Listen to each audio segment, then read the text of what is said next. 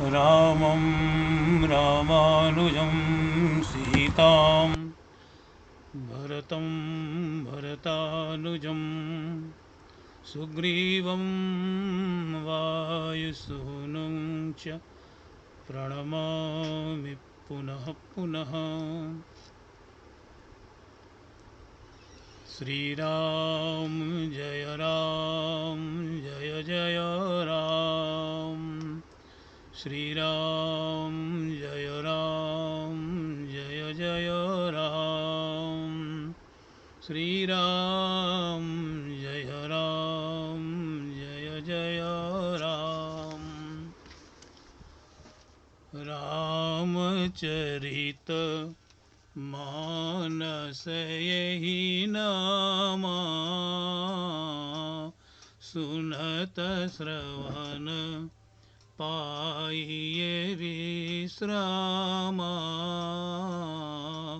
रचि महेश निज मानस राखा, पाई सुसमौ शिवासन भागा। रामचरित मानस यही नामा। प्रिय सज्जनों, गोस्वामी जी से किसी ने प्रश्न किया कि बाबा, आपने रामायण क्यों नहीं लिखी, आपने रामचरितमानस को क्यों लिखा। मानस के लिखे जाने के पहले तो हमारे यहाँ बहुत सी रामायणें मिलती हैं, जैसे वाल्मीकि रामायण, अध्यात्म रामायण, आनंद रामायण, लोमश रामायण, काकभूषुंडी रामायण, अद्भुत रामायण, कृतवास रामायण आदि। गोस्वामी जी ने इस प्रश्न का बड़ा ही सुंदर उत्तर दिया और बोले, हमने दो मालाओं को बनाया है। एक माला है श्री रामचरित मानस की और दूसरी माला है विनय पत्रिका की। मानस की माला तो मैंने स्वयं अपने लिए बनाई है और विनय पत्रिका की माला भगवान के लिए बनाई है। इसका तात्पर्य स्पष्ट करते हुए गोस्वामी जी ने कहा कि जीव यदि मानस की माला पहन ले तो वह स्वयं राम बन जाएगा, क्योंकि इसमें राम जी का चरित है और यह रामचरित उसके जीवन में उतर गया तो वह धन्य धन्य हो जाएगा। और यदि विनय पत्रिका की माला भगवान को पहरा दे तो जीव धन धन्य हो जाएगा, क्योंकि विनय पत्रिका में दीनता हीनता की चर्चा मैंने की है। भगवान यदि जीव के दीनता हीनता को स्वीकार कर लेता है तो जीव कृतकृत्य हो जाता है।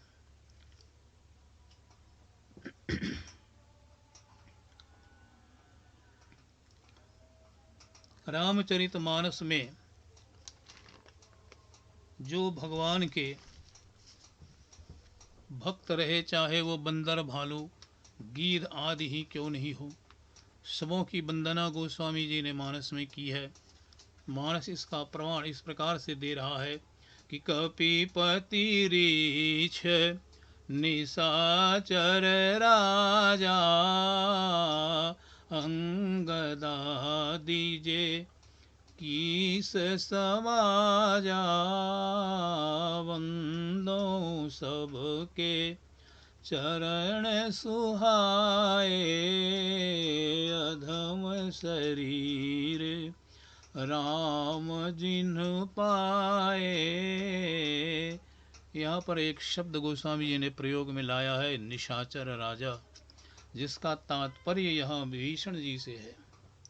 जब से विभीषण जी का संबंध भगवान के साथ हुआ है तब से विभीषण जी पूजनीय हो गए। बंदर भालू गीध आदि भगवान श्री राम के संपर्क में आने से सब पूजनीय वंदनीय नमनीय हो गए।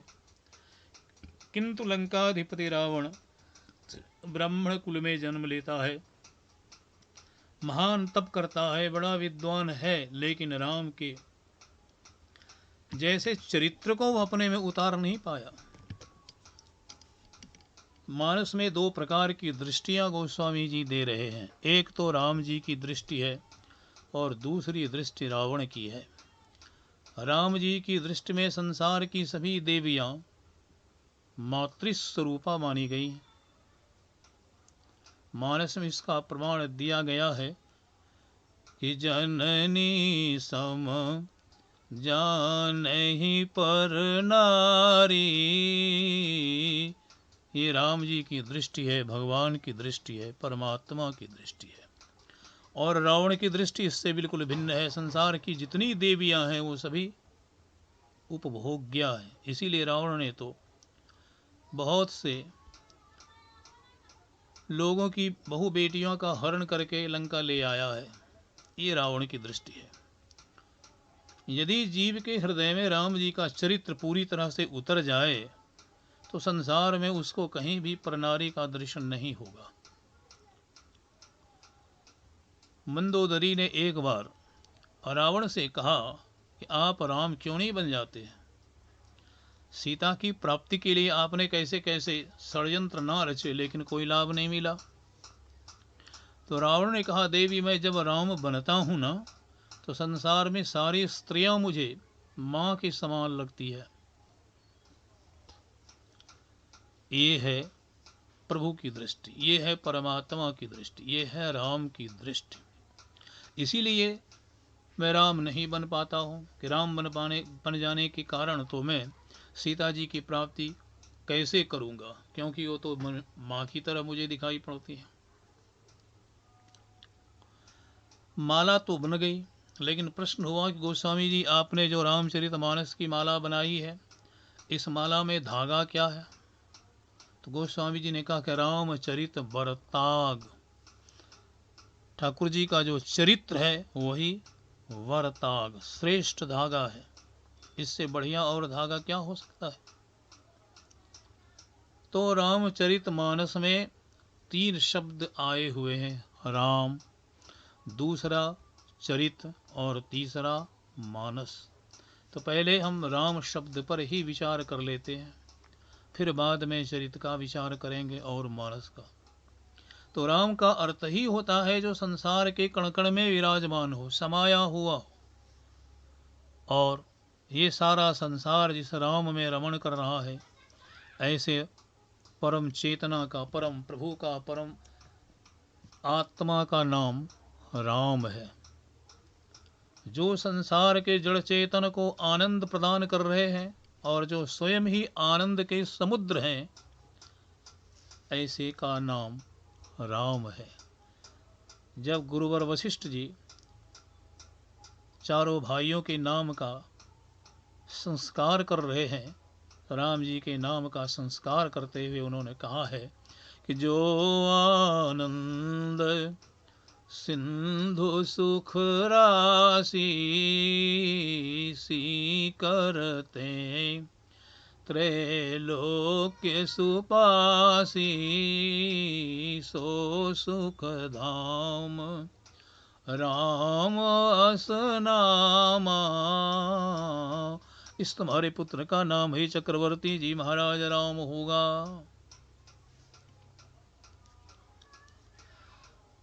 अब राम भी मानस में 3 प्रकार से कहे गए। एक तो राम वो है जो राम जी के चरित्र को अपने जीवन में उतार के अपने व्यवहार में लाए हुए है। दूसरा राम वो है जो हम आप सबों के हृदय में वास कर रहे हैं। और तीसरा तो परमात्मा है जो सभी संसार का संचालक है, नियामक है।